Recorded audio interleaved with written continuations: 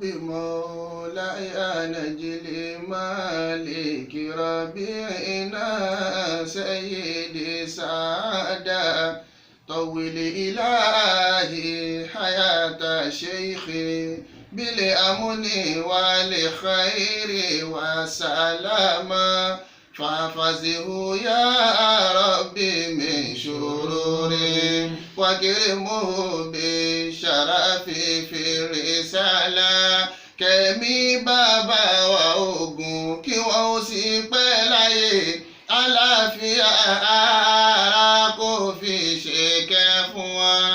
kẹ́mi bàbá wa ogun kí wọ́n ó lè jíṣẹ́ pẹ́ àlàáfíà ara kò fi ṣàánú fún wa. yàmọ́ làwọn lè hìrìkù wálé wíkọ́yà kì í ṣe kànáà mi sùn. لا تجعل فتنة نصيب أجيب دعائي بلد مرادي وصل يا ربنا وسلم على حبيبك ذي شفاعة. الحمد لله رب العالمين. الحمد لله رب العالمين. A dá ọpẹ́ fún Ọlọ́run. Alhamdulillahi Rabbil Alamin. Gẹ́gẹ́ bí a ṣe máa ń dá lórí àdìrà márààrún. Allahu Akbar.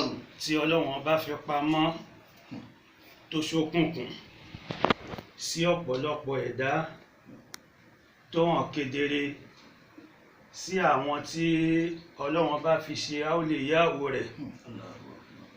Òun ni ọpẹ́ alákọ̀ọ́kọ́ ní fi ń jẹ́ ọpẹ́ tí Ọlọ́run bá dá fúnra ara rẹ̀ nínú ara rẹ̀ látẹnu ara rẹ̀ ní adirati aoti.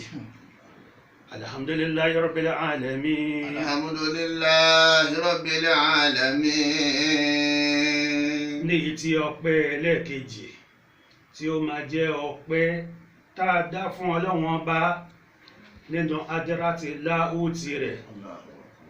Alhamdulillahi Rabbil Alamin. Alhamdulillahi Rabbil Alamin. Ní tí a bẹ̀ Ọlọ́run kó bá wa gba àwọn ọpẹ́ tí a ń dù yìí sí adira àwọn tí wọ́n dá ọpẹ́ tí wọ́n rí dá, ní adira àwọn tí wọ́n dá ọpẹ́ tí Ọlọ́run bá wò lẹ́yìn wò wípé wọ́n rí dá bóun ṣe ní kí wọ́n dá. Ó tiẹ̀ ṣe pé gbogbo ẹ̀dá kankan ò lè dúpẹ́ fún Ọlọ́run tó gẹ́gẹ́ bí Ọlọ́run bá ṣe tó. Ọpẹ́ ẹlẹ́kẹta tí a dá yìí yóò wá máa jẹ́ ọpẹ́ tá a dá fún Ọlọ́run sí inú adirati malakuti. Alhamdulillahi Rabbil Alamin. Alhamdulillahi Rabbil Alamin. Ilé yóò máa jẹ́ ọpẹ́ tá a dá fún Ọlọ́run ọba nínú adirati jabaruti. Alhamdulillahi Rabbil Alamin. Alhamdulillahi Rabbil Alamin. Ilé ni ọpẹ́ ẹlẹ́ẹ̀karùn-ún ní tí ń jẹ́ ọpẹ́ tí ń jẹ́ ti adirati nasuti.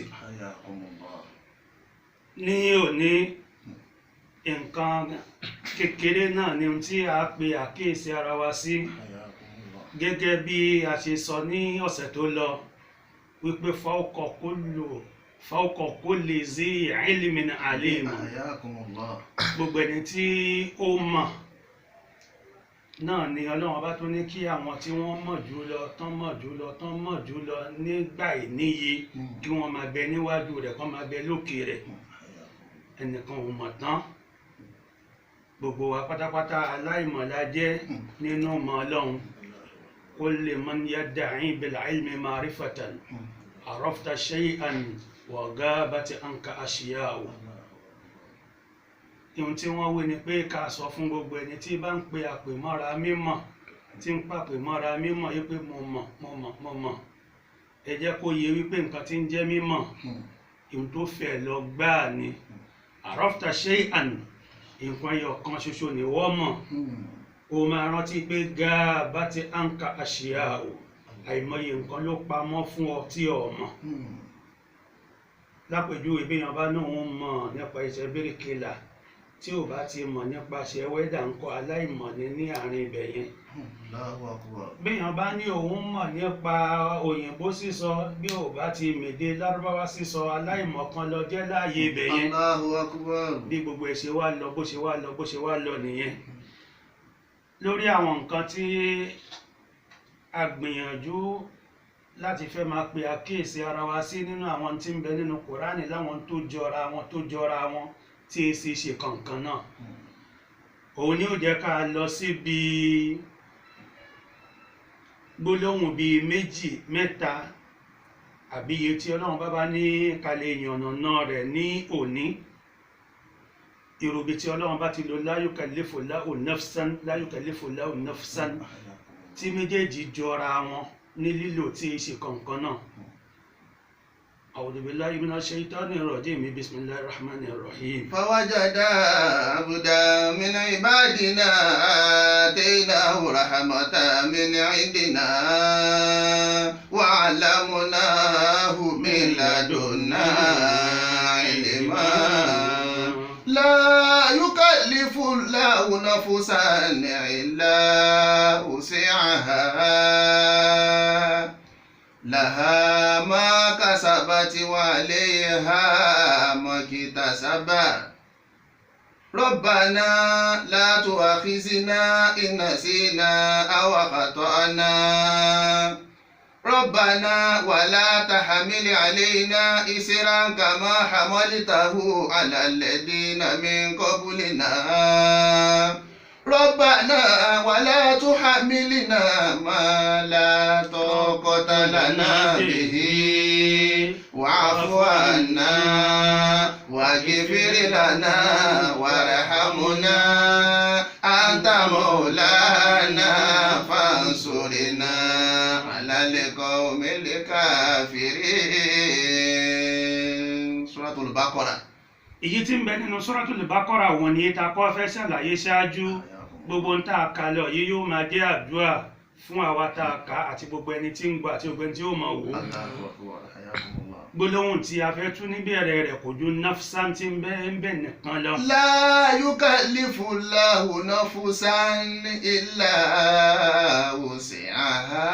Ọlọ́run ni mo fẹ́ jẹ́ kí ó yé ẹ̀yin ọmọlẹ́yìn Ànábì Muhammad sallallahu alayhi wa sallam. wípé èmi Ọlọ́run ọba ìlàlà bọ̀rùn bọ̀ yín lọ́rùn ìdí ẹrù tó ju ti yín lọ ìdílé yín lé olórí nafsan tí ń bẹ láàyè yìí amali iṣẹ́ ni Ọlọ́run jẹ́ kó yé wa pé iṣẹ́ tí a ju agbára wa lọ òun ò lábọ̀ wá lọ́rùn òun fún wa ní wákàtí márààrún ní ìtí ò ju agbára ẹni tí Ọlọ́run bá ní kí ó jẹ́ ọ̀rẹ́ Ọlọ́run ọba lọ òun fún wa ká gbàwẹ̀ Ramadana gbogbo ihun tí ń jẹ́ orígun márààrún ìsìláàmù lápapọ̀ ìrun kíkí ni ààwẹ̀ ni zakati ni gbogbo ẹ̀ pátápátá ni Ọlọ́run ọba yànnàná ní kankan ní ìtí ò sí nǹkan tí ó ju agbára ẹ̀dá lọ́mbẹ̀ àyàfi tí ẹ̀dá bá lè fọwọ́ fa tó ju agbára rẹ̀ lọ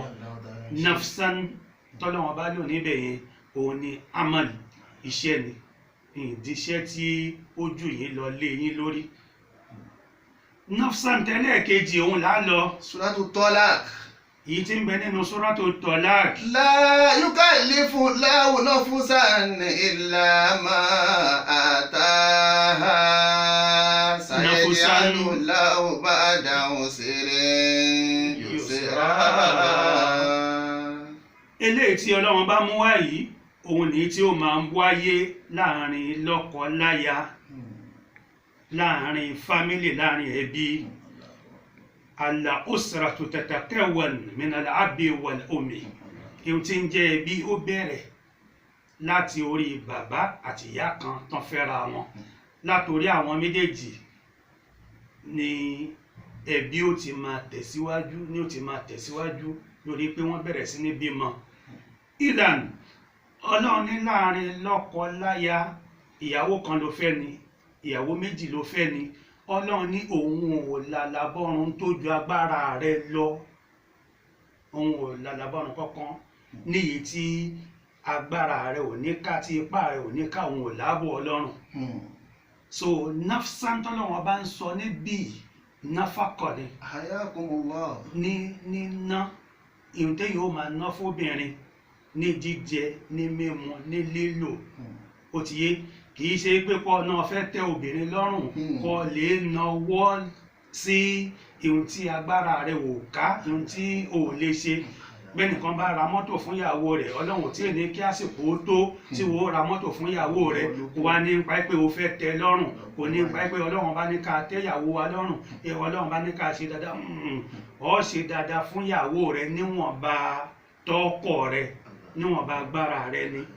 Ọlọ́run ò sì tún wá fẹ́ kéèyàn tún wá ṣe àwọn kọ́ ní kọ́ pé ọ̀ní kọ́ máa ná síta kọ́ máa ná sílé. Èyí tí ń bẹ níbi àyà ilé yìí náfàkọ̀ ni. Ọlọ́run ní ìlà nǹkan kan bọ̀ yín lọ́rùn lórí pé mo ní ìlàmà àtà ìwọ̀nba ohun tèmi ọlọ́run bá yànda tí n bá fún ọ, òun ni kọ́ gbé ètò ìgbésí ayé rẹ lé lórí. Hayakumullah. So bí yẹn ṣe rí nìyẹn. Allahu akbar. A máa gé gbogbo ẹ̀ kéékèèké nítorí àsìkò. So lẹ́yìn eléyìí a tún lọ síbi ibi tí ọlọ́run ti lo rúyà Hayakumullah. àti àhàlámù. Àlálílá ni méjèèjì. Ìyàtọ̀ wo ní bẹ láàrin àlálílá méjèèjì ní bí ọlọ́run bá ṣe lò nínú Kùránì láàrin ìṣẹ́jú díẹ̀. Suratul Anbiya. Bismillahir Rahmanir Rahim.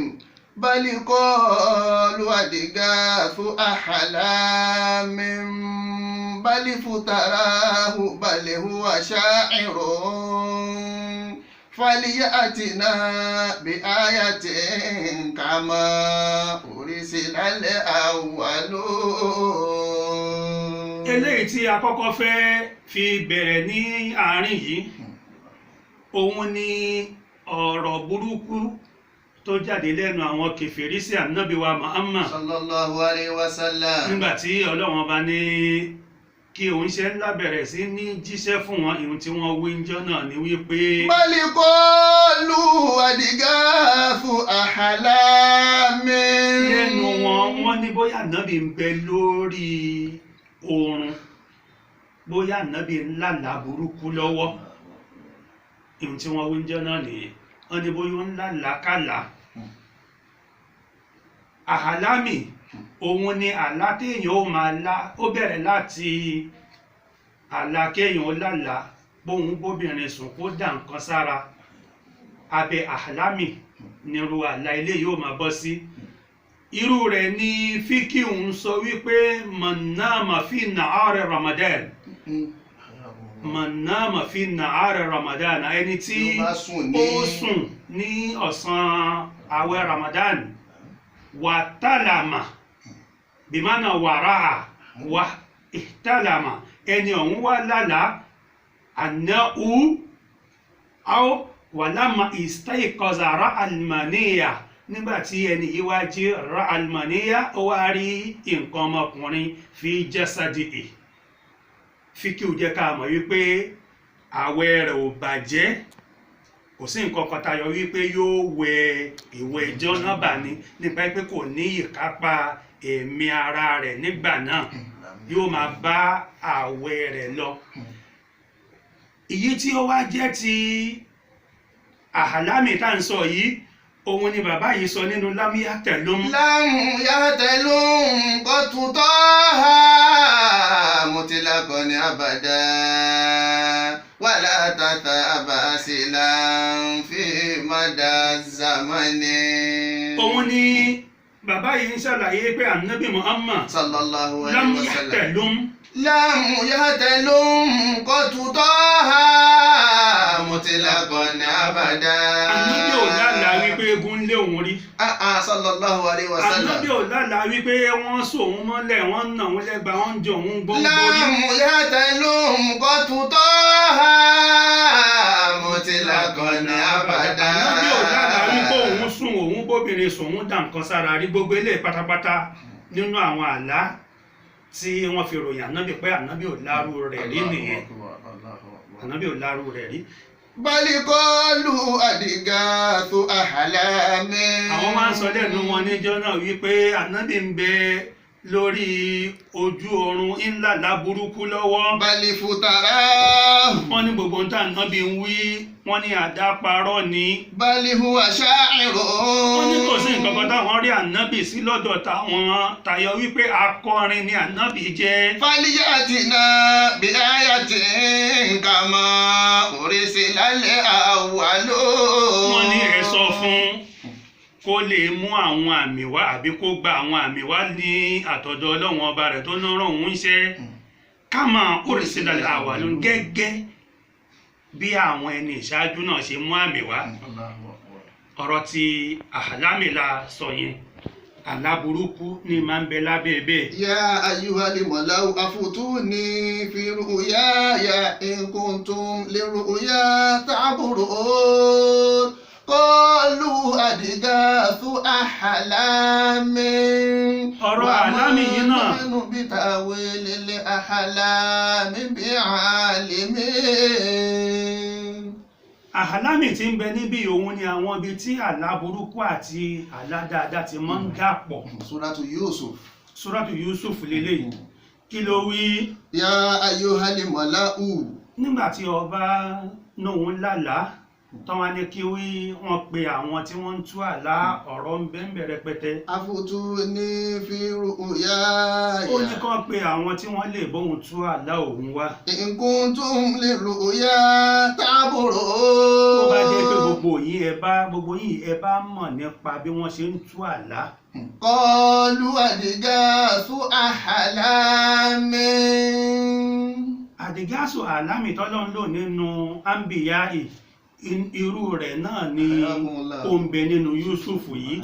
àdìgásù àlámì aláburúkú ni wọ́n máa ń lò ó fún. bàbá wa wo nínú májẹ̀mú àlá nígbà míì àwọn àlá tó bá jẹ́ àlá burúkú yìí máa ń tètè ṣẹ ju àlá tó bá jẹ́ àlá rere lọ. Qalu adghathu ahlamin wa ma nahnu bi ta'wilil ahlami bi'alimin. àlá tí ń bẹ́ẹ̀ yẹn àdìgásù àlámì àlá burúkú ni ó ti yé. Ó ti kú rúyà. Qala ya bunayya la taqisus ru'yaka ala ikhwatika fayakidu laka kaydan inna shaytana lil insani aduwwun mubinun. nínú Suratu Yusuf bákan náà Ayakumullah. nígbà tí ànábì Yusuf lálà òun rí ìràwọ̀ òun rí òṣùpá ihun tí bàbá rẹ̀ wí fúnjọ́ náà ní pé Qala ya bunayya la taqisus ru'yaka. ọ rí pé láàyè yìí rúyà lọ́pẹ́ eléyìí ni àlá táwọn ènìyàn Ọlọ́run máa ń lá. Radiyallahu ta'ala ajma'in. òun ni àlá tí ó bá jẹ́ àlá rẹ̀ la taqisus Ru'yaka ru'yaka. ala ikhwatika. má rọ àlá rẹ̀ tó láyè fún àwọn ọmọ ìyá rẹ̀ àwọn ẹ̀gbọ́n rẹ̀ má rọ àláyè fún wọn o. Fayakidu laka kaydan. kọ́ máa wá lè dá ète burúkú sí ẹ. Inna shaytana lil insani aduwwun mubin. nípa ẹgbẹ́ bàbá rẹ̀ ànábì Yakuba ó ti mọ bí àṣetánì ṣe máa ń ọ̀pẹ́rẹ́tì lára ẹ̀dá. òun ló fi sọ wípé mo fẹ́ kọ́ ọmọ wípé àṣetánì o ọ̀tá tí ó fojú hàn ló jẹ́ sí àwọn ẹ̀dá ènìyàn. rúyà nìyẹn. bẹ́ẹ̀ bá wo ìgbà tí ànábì Yusuf ti lá àlá yẹn ẹ wá wò ìgbà tó ṣe nígbà tó ṣe pé àlá rẹ̀ ni. irú rẹ̀ náà wà ní ti ànábì Muhammad. Laqad sadaqa Allahu rasulahu ru'ya bil haqq. Ọlọ́run ní ìwà ànábì Muhammad. Sallallahu alayhi wa èmi sallam. Ọlọ́run bá mo ti jẹ́rìí sí àlá tó lá mo ti sọ àlá tó lá mo ti sọ di òdodo. La tadkhulunna al-masjidal haram. àlá lórí wípé ẹ wọ Masjidal Harami tí ń ṣe Mọ́kà ẹ gbàjọba Kaaba tí ń ṣe ilé olúwa àlá tó lá nípa rẹ̀ èmi ọlọ́run wá mo ti sọ ọ́ dòótọ́. Inshallah amini. ẹ wọ ọbẹ̀ ní ìyí tí ò ní síjà ní ìyí tí ò ní sí wàhálà nígbà tí àwọn mùsùlùmí wá fẹ́ wọ ọbẹ̀ ní jọ́sí tí àwọn kèfèrí wá ní kán padà tínú wá bí ọ̀pọ̀lọpọ̀ àwọn sàhábà tí wọ́n fẹ́ jà òun ní inshallah amini tànàbí fi bá wọn sọ̀rọ̀ lórí wípé ọlọ́run ní àwọ̀ ọbẹ̀ ní ìrọ̀wọ́rọ̀sẹ̀ ni tí ò dín sí wàhálà tí ò ní síjà nígbà tí wàá di pé wọ́n gbé ìjà pàdé àwọn mùsùlùmí ó jẹ́ pé àsìkò tọ́lọ́run ní wọ́n á wọbẹ̀ kọ́ nìyí. Hayakumullah. àlá tó bá jẹ́ àlá rẹ̀ ó máa ń nígbà tí ó tó ṣẹ. Allahu akbar. ààyè yìí rúyà ni ọlọ́run bá lò fún ànábì. Sallallahu alaihi wasallam. irú rẹ̀ náà ló lò fún ànábì Yusufu Alayhi salatu níbi wassalam. látàkì sọ́sọ́rọ̀ yáàkà Ala ikhwatika. ala ikhwatika. so bí ìhun tí ń jẹ́ àlá tọ́lọ́run bá mú wá ní rúyà tí pé èèyàn rí rúyà àti àhálámì ó jẹ́ àlá tí ó bani lẹ́rù òun nìyẹn ìyàtọ̀ tí ń bẹ láàrin méjèèjì nìyẹn. eléyìí tí a fi parí òun ni ọ̀rọ̀ oorun a fẹ́ jẹ́ ká mọ̀ wípé ìhun tí ń jẹ́ oorun òpòrọ̀ ń bẹ ṣògòrọ̀ ń bẹ oorun pín sí méjì àmọ́ ayẹyẹ ọ̀kan náà láàfin tírítí méjèèjì papọ̀. Suratu Zumar. Allahu yatawaffal anfusa hina mautiha. ọlọ́run ọba ní máa ń pa ẹ̀mí yatawaffal anfusa ọlọ́run ọba ní máa ń pa àwọn ẹ̀mí Hina mautiha. ní àsìkò ìgbà tí ẹ̀dá bá sùn òun ló fà tó fi jẹ́ pé kò sẹ́ni tó lè kọ́lẹ̀ pé yàgò báyìí mo sùn ọ máa bẹ lórí ibùsùn rẹ tó wọ́n fi gbé ọ lọ ni ọ lè sọ pé gbà báyìí gan lọ sùn gẹ́gẹ́ bẹ́ni tó kù sí lè sọ pé gbà báyìí gan lòun kú. Wallati lam. ẹ má ti jẹ́ ká kú òun bẹ́ẹ̀ ọ lè sọ pé gbà báyìí aago báyìí gẹ́gẹ́ ló sùn nípa wípé ẹni tí ó sùn ìyàtọ̀ díẹ̀ ní ń bẹ láàrin òun àti ẹni tó kú. ìyàtọ̀ tí ń bẹ láàrin wọn òun ni wípé al-wafatul kubra hiya al-wafatul haqiqa. ikú ńlá òun ni ikú gangan tí ẹ̀dá ò kú tí ò ní padà wá sọ́dọ̀ àwọn ẹbí rẹ̀ tí ò ní padà wá sọ́dọ̀ àwọn ará rẹ̀ ìyàwó rẹ̀ ò ní rí mọ́ ọmọ rẹ̀ ò ní rí mọ́ àwọn ọ̀rẹ́ rẹ̀ ò ní rí mọ́ ẹbí ò ní rí mọ́ ará ò ní rí mọ́ ìyẹn ni al-kubra. eléyìí òun ló jẹ́ pé bíkọ́bdé ruh pẹ̀lú kọ́ gba ẹ̀mí ẹ̀dá kọ́ mú ẹ̀mí ẹ̀dá kúrò minal jasad kọ́ mú kúrò níbi ara òun ni kubra biwasitatil malaika ní tí ó ṣe pé àwọn màláìkà ni ọlọ́wọ́n bó rán pé kọ́ wá gbà kú yanyan àwọn màláìkà yìí náà ni wọ́n ń gbà lálálẹ́ tí wọ́n ń dá padà àwọn ni wọ́n ń gbà lálálẹ́ tí wọ́n ń dá padà kó tó wá dìgbà tí wọ́n á gbà yanyan tán ní dá padà mọ́. wa fi kitabillahi ta'ala nínú tírà ọlọ́wọ́n ọba wá ni a ti wá yànnàná ọ̀rọ̀ yìí. Allahu yatawaffal anfusa hina mautiha. ọlọ́wọ́n ọba yìí òun ní máa ń pa àwọn ẹ̀mí hina mautiha nígbà tí ikú ńlá bá dé tí ẹ̀mí ò lọ yanyan tí ó kúrò nínú ara tí ò ní padà síbẹ̀ mọ́ àti. Wallati lam tamut fi manamiha. gẹ́gẹ́ bí wọ́n ṣe ń gba ẹ̀mí yìí tí wọ́n ní dá padà síbẹ̀ mọ́ bẹ́ẹ̀ náà ni wọ́n ń gba ẹ̀mí tẹni tó sùn lójoojúmọ́.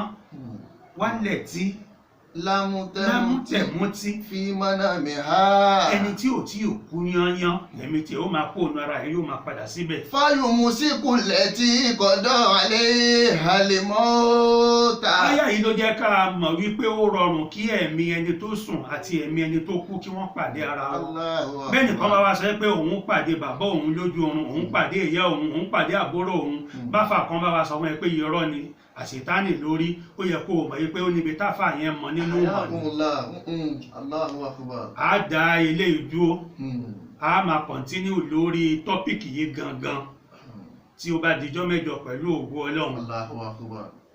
Allahu akbar. nípa pé tọ́pìkì yìí ihun tí ó jinú púpọ̀ tó jinlẹ̀ púpọ̀ ni ó rọrùn kí ẹ̀mí ẹni tó kú àti ẹni tí ó sùn kọ́ dìjọ pàdé lójú oorun àyá yìí ló jẹ́ ká mọ̀ bẹ́ẹ̀ àmọ́ àádádó فيمسك التي قضى عليها الموت ويرسل الأخرى إلى أجل مسمى إن في ذلك لآيات لقوم يتفكرون صدق الله